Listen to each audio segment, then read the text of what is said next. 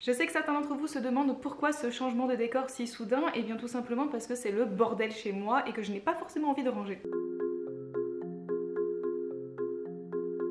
Coucou les arcanes, j'espère que vous allez bien et je suis très contente de vous retrouver pour cette nouvelle vidéo aujourd'hui qui est une vidéo en fait pour soutenir le challenge d'une amie, même si je pense qu'elle n'a pas forcément besoin de soutien étant donné qu'il cartonne son challenge. Il s'agit du Flowers Books Challenge qui est organisé et créé par Camille du compte Madame Errance et qui correspond particulièrement bien à cette saison printanière puisque nous allons gambader un petit peu dans des champs fleuris. Je vous laisse bien sûr en description le lien vers la vidéo explicative de Camille autour du challenge littéraire qui va vous présenter un petit peu toutes les consignes, les significations des fleurs, mais aussi tous les goodies qui ont été créés pour l'occasion. Ah, la madame, elle avait pas branché le micro. Tout ce que je peux vous dire de mon côté, c'est qu'il commence le 1er mai, donc aujourd'hui, et ce jusqu'au 1er juillet. Il est à cheval sur un mois avec le Tarot Books Challenge, donc c'est idéal pour concocter une pile à lire qui va sur les deux. Quant à moi, je me suis tournée sur des livres complètement différents de ma pile à lire du Tarot Books Challenge, qui est complètement différent finalement de mes lectures que je fais dans le cadre du challenge. Vous avez compris le principe.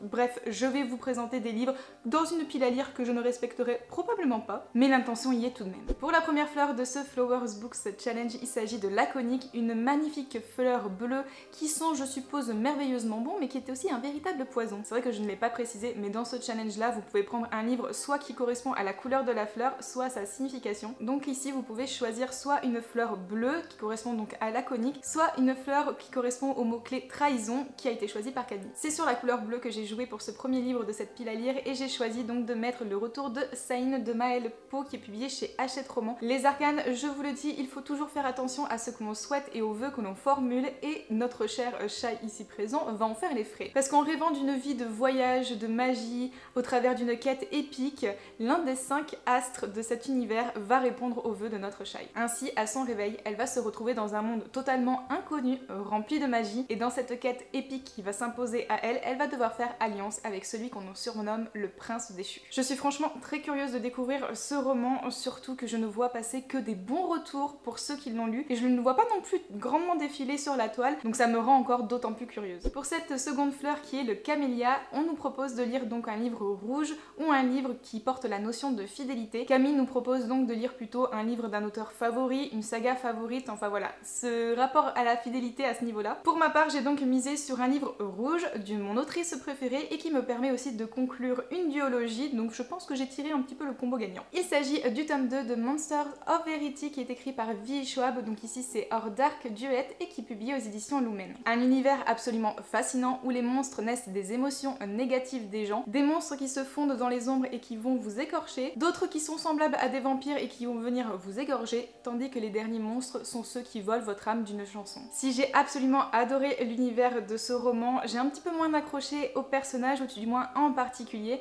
Personnellement, j'ai adoré le personnage d'Auguste qui est justement un monstre qui se nourrit de l'âme des humains à travers une mélodie, mais je suis un petit peu réfractaire à partir sur ce tome-ci parce que nous allons suivre donc le personnage de Kate, ici, principalement, je pense, si elle est en couverture, et j'ai un petit peu moins accroché avec elle. Mais qui sait, peut-être que le fait de la suivre un petit peu plus par ici, on va constater une belle évolution, et du coup je vais peut-être un petit peu plus aimer. Pour la troisième fleur, il s'agit de l'azalée, qui est une fleur qui symbolise un amour pur et sincère. Donc on a besoin de trouver un livre soit rose, soit qui se rapporte à cette notion d'amour pur et sincère, chose un petit peu compliquée quand on voit ma pile à lire, qui est majoritairement constituée en général de Enemies to Lovers, qui se termine en destruction et trahison. Mais j'ai reçu très récemment un livre qui va correspondre parfaitement à cette catégorie. Il s'agit de La Première Rose, si je le tiens à l'endroit. La Première Rose donc de Bloomstone Manor qui est le préquel de Sous les étoiles de Bloomstone Manor de Marie Orchard que j'ai beaucoup aimé. Je l'ai reçu du coup de la part de Casterman. Comme on le voit à la couverture, c'est particulièrement rose donc ça correspond et je pense qu'on va suivre aussi un amour pur, sincère mais surtout interdit et je n'en dis pas plus. Je vous l'ai souvent répété mais quand j'ai lu Sous les étoiles de Bloomstone Manor c'était vraiment quelque chose de très cosy mais aussi très engagé en termes de la réflexion et de la position de la femme dans la société de l'époque et ici on va justement trouver un des personnages qu'on a dans ce premier tome mais bien avant, dans ses années de jeunesse, et la difficulté qu'il va avoir aussi par rapport à sa particularité, à sa marginalité, enfin voilà, vous allez découvrir. En tout cas, nous allons suivre sa vie qui, je soupçonne, sera assez compliquée au vu des mœurs de la société de l'époque. En tout cas, un livre qui s'annonce très émouvant et j'ai très hâte de le découvrir. Pour la prochaine fleur qui est l'œillet, c'est la fleur aussi de la Saint-Patrick et je suis au regret de vous annoncer que nous n'allons pas picoler pour cette fleur, non non non, c'est soit un livre vert, soit un livre qui a des good vibes, voilà, qui nous mettent en joie par exemple. Donc encore une fois, comment vous dire qu'au vu de ma pile à lire c'était un petit peu compliqué. Je n'ai principalement que des livres torturés dans ma pile à lire, voilà, avec des personnages qui se font malmener de A à Z. Puis je me suis souvenu d'un petit livre que j'ai depuis quelques temps dans ma pile à lire et qui m'a été offert d'ailleurs par une abonnée, donc je suis trop contente. C'est un univers justement un petit peu feel good avec une sorcière qui va jeter une malédiction et qui va un petit peu se foirer. Il s'agit de Mon ex et autres malédictions de Erin Sterling qui est publié à la maison d'édition Good Mood Dealer. Et nous allons suivre dans cet univers une jeune sorcière qui s'est fait littéralement larguer comme une vieille chaussette et qui va essayer de noyer son chagrin dans un pot de glace, dans un bonbon moussant et en jetant une petite malédiction à ce fameux ex. Une petite malédiction qui n'est peut-être pas si innocente que ça, et quand le fameux gars revient en ville et que tout part en catastrophe dans la fête du village avec, je crois, des espèces de poupées animées qui va venir ravager la place, je pense qu'on va être sur quelque chose d'assez drôle, assez feel good aussi, du moins je le ressens comme ça. En plus de ça, elle va être forcée de faire alliance avec son ex pour essayer de récupérer un petit peu les dégâts. Donc voilà, quelque chose de cosy, je pense, feel good, de bonnes vibes, des choses avec un brin d'humour également, donc je pense que ça correspond plutôt bien à cette fleur. Nous passons maintenant avec la fleur qui est la messagère de la colère, c'est-à-dire la pétunia. Je fais genre je m'y connais, mais en vrai avant la vidéo de Camille j'en avais aucune idée de la signification des fleurs. Camille nous propose donc soit un livre de la couleur orange, soit un livre avec un personnage qui met en avant la colère ou un personnage qui est on fire. Et si jamais tu passes par ici Camille, sache que j'ai eu la chanson d'Alicia Keys dans la tête toute la sainte journée et j'espère que sur le coup je t'en ai mis peut-être une autre. En tout cas moi je m'en viens de m'en mettre une autre dans la tête.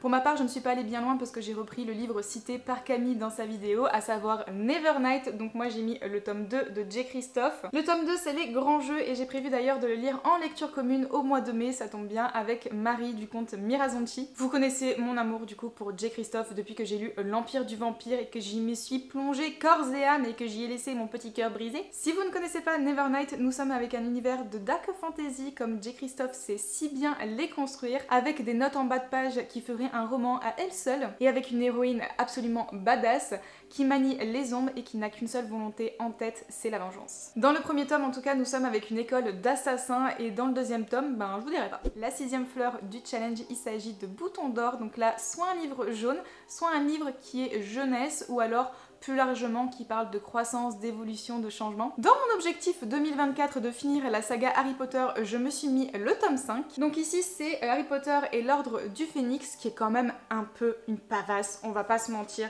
Il fait presque 1000 pages. Il va me tenir un moment celui-là. Donc j'avance tout doucement mais sûrement sur la saga Harry Potter puisque ceux qui me suivent depuis un moment le savent, mais pour les petits nouveaux, je vais me répéter, je n'ai jamais lu Harry Potter en version papier. J'ai grandi avec les films mais à l'époque je ne voyais pas l'utilité de me remettre du coup sur les romans alors que j'avais vu le film à la base, chose que je renie tout à fait aujourd'hui et que j'ai vraiment envie de lire. J'ai écouté récemment les 2 derniers tomes en lecture audio, donc j'ai pas encore eu l'occasion de vous en parler et franchement moi j'accroche beaucoup avec la lecture audio. Alors certes c'est à destination des enfants, donc le narrateur prend vraiment des voix différentes et presque clichés, très accentuées tout du moins pour chacun des personnages, mais franchement moi j'accroche. Autrement pour cette fleur, si je ne lis pas ce tome-ci en lecture audio ou en version papier, mais vu la pavasse ça va être peut-être en lecture audio, je vais me diriger sur pas mal de bandes dessinées ou de webcomics. En tout cas pour les bandes dessinées je n'ai principalement que de la jeunesse, donc dans tous les cas je vais trouver de quoi faire. Nous arrivons donc à la 7e et dernière fleur du Flowers Books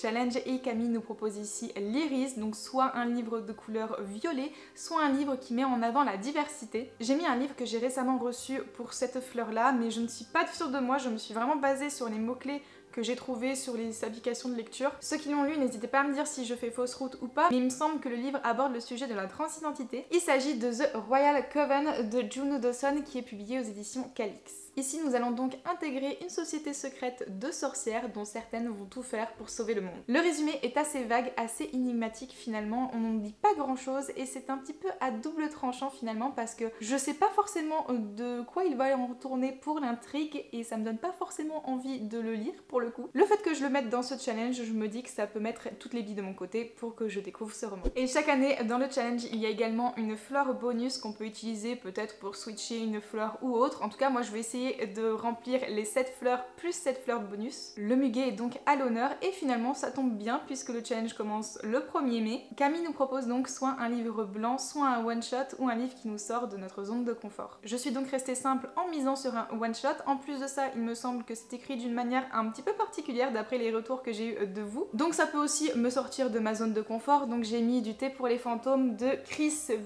bref, je me risquerai pas à le prononcer. En tout cas, c'est écrit aussi par l'autrice de Porcelaine sous les ruines qu'elle a publié donc sous un autre pseudo. Porcelaine sous les ruines pour lequel j'ai eu un immense coup de cœur, donc il était un petit peu évident que je découvrirais aussi son autre roman. J'ai vu sur une story de l'autrice qu'elle avait choisi justement de publier ses romans sous 2 pseudos différents parce que les 2 romans sont littéralement opposés, tant au niveau de l'intrigue que des thèmes abordés, que de la structure narrative par exemple. Donc je sais très bien que je ne dois pas m'attendre à quelque chose de similaire, mais je pense que quand même je pourrais potentiellement bien apprécier ce roman. Dans du thé pour les fantômes, nous allons suivre 2 sœurs, l'une qui est sorcière, l'autre qui est passeuse d'âme, et ça fait 30 ans qu'elles ne se sont pas adressées la parole, mais la mort brutale de leur mère va les forcer à se retrouver. Sauf que cette femme semble être partie avec bien des secrets, bien des mystères, et donc elles vont devoir essayer de trouver tout ça. Ça a l'air d'être assez mystique, assez magique aussi, donc j'ai bien hâte de découvrir. Et voilà tout le monde, c'est déjà la fin de cette vidéo, j'espère sincèrement qu'elle vous aura plu. N'hésitez pas à me dire en commentaire si vous aussi vous participez au Flowers Book Challenge,